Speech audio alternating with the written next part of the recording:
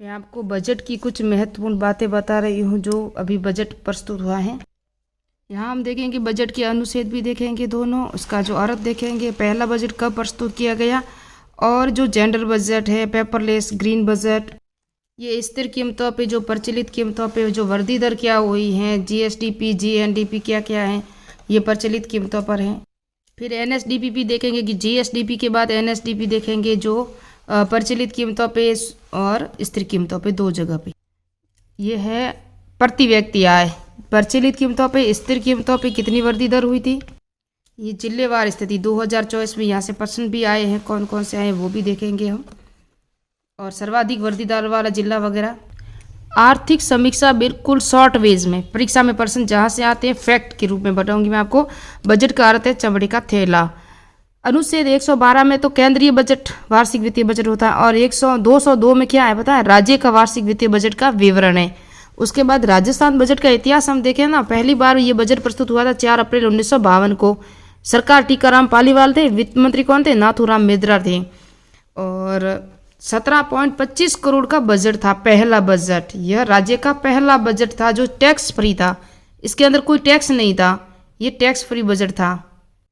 यहाँ हम जब बजट देखेंगे ना, राज्य में विभिन्न बजट, जो पहला जेंडर बजट, ये परीक्षा में प्रश्न आ चुका है, 2012-13 में अशोक गहलोत सरकार ने प्रस्तुत किया। पहला पेपरलेस बजट था वो 2021-22 में, ये भी अशोक गहलोत सरकार ने प्रस्तुत किया था।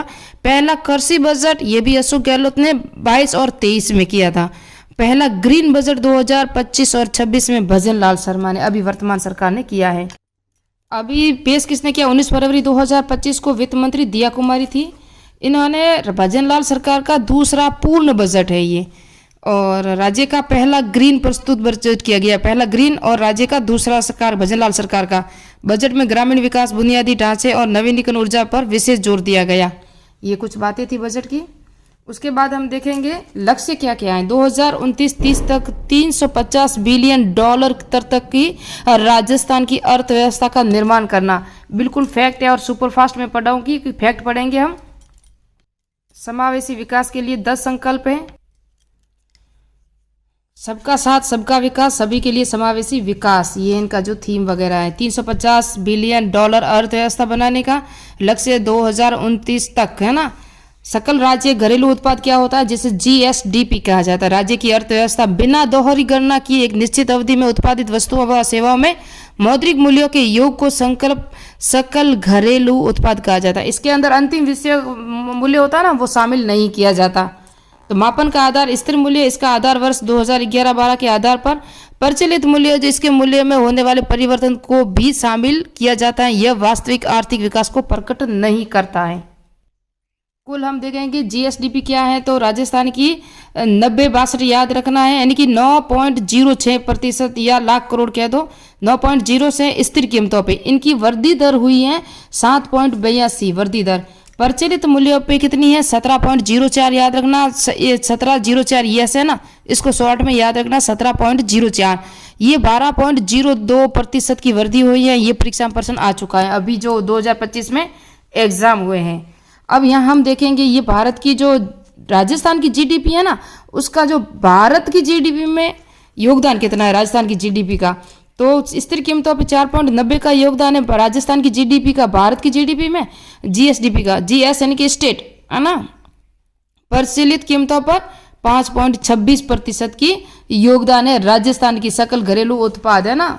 ग्रोथ डेवलपमेंट प्रोडक्ट होता है ना, वो नाम इनका पूरा, और यहाँ है ग्रोथ स्टेट डेवलपमेंट प्रोडक्ट है ना, और ये हो गया डोमेस्टिक, सॉरी डेवलपमेंट कह रही हूँ मैं, थोड़ी सी इंग्लिश मेरी कमजोर है तो प्लीज़ ध्यान मत देना, आंकड़ों पे ध्यान देना, आंकड़े ही पूछे जाते हैं परीक्षा में।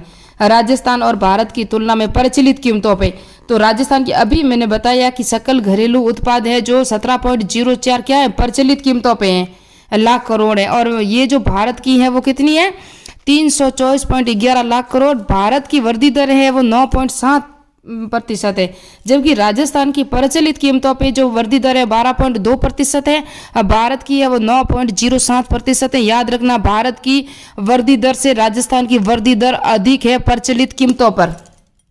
अब हम देखेंगे स्थिर कीमतों पे। स्थिर कीमतों पे अभी हमने पढ़ा जीएसडीपी 9.06 लाख करोड़ है राजस्थान की, भारत की है 184.88 लाख करोड़। तो भारत की वृद्धि दर 7.82 हम पढ़कर आए हैं। वृद्धि दर है इतनी स्थिर कीमतों पे, भारत की है 6.04। यहाँ पर भी राजस्थान की वृद्धि दर अधिक है स्थिर कीमतों पे।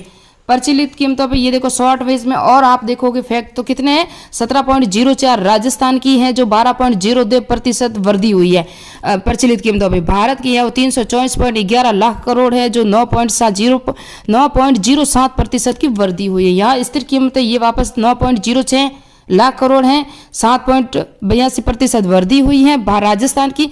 भारत की है 184.88 लाख करोड़, 6.06 की वृद्धि हुई है।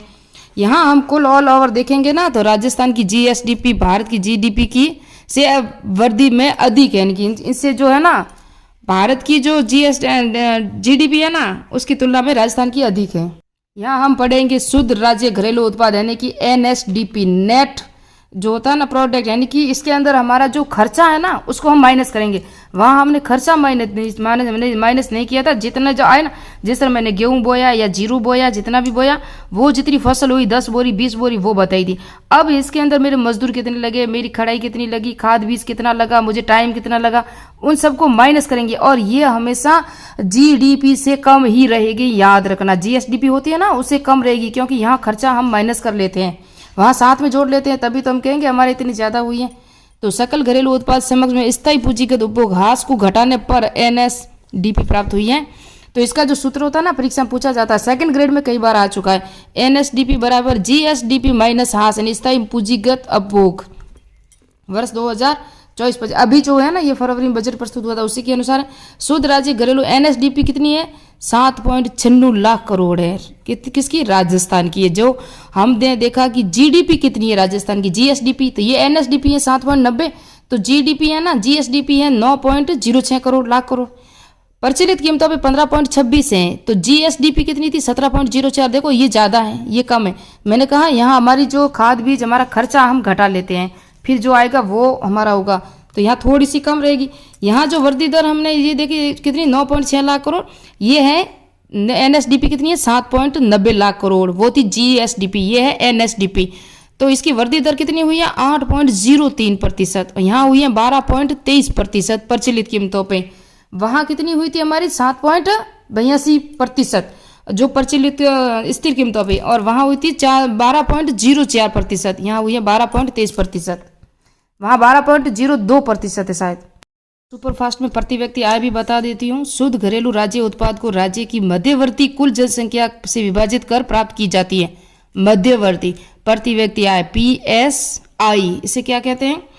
और शुद्ध राज्य घरेलू उत्पाद NSDP होती है, कुल जनसंख्या और मध्यवर्ती। ये RS फर्स्ट ग्रेड जीके में प्रश्न आया था, अब की बार 2024 में एग्जाम हुआ ना, वहाँ आया था।